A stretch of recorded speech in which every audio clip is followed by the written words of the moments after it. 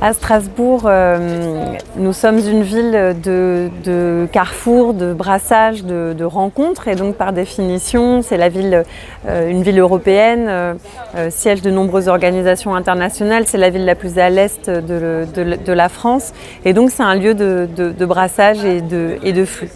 Ce qu'on constate à Strasbourg, comme dans de nombreuses grandes villes en France et en Europe, c'est une situation tendue pour l'accueil des personnes étrangères, quel que soit leur statut administratif, avec un sous-dimensionnement des dispositifs d'hébergement d'urgence organisés par l'État français. Et donc de manière chronique, des personnes en migration, en exil, qui se retrouvent à la rue, dans nos villes, et ça n'est pas spécifique à Strasbourg, c'est vraiment une situation absolument partagée. Donc la ville de Strasbourg n'a pas compétence pour mettre à l'abri ces personnes.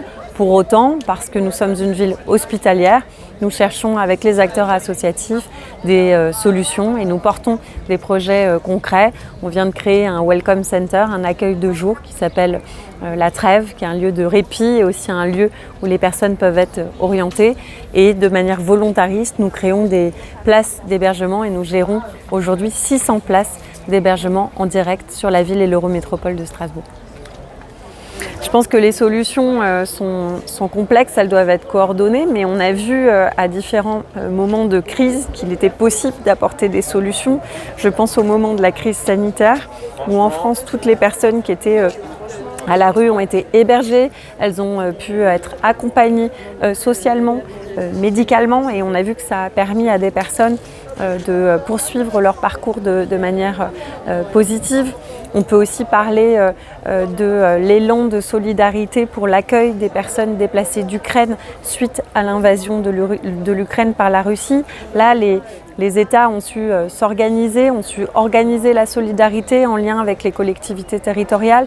L'Europe a débloqué des dispositifs spécifiques. Moi, je pense que ces dispositifs de protection temporaire des personnes qui leur ouvrent des droits rapidement devraient pouvoir être généralisés et ne pas être cantonnés à certains pays plutôt que d'autres. Ne pas faire de hiérarchie dans la misère, et puis avoir évidemment un futur pacte asile et migration qui ne soit pas dans une logique sécuritaire de fermer les frontières, mais bien dans une logique de coopération entre les territoires et l'organisation d'un accueil digne pour toutes et tous.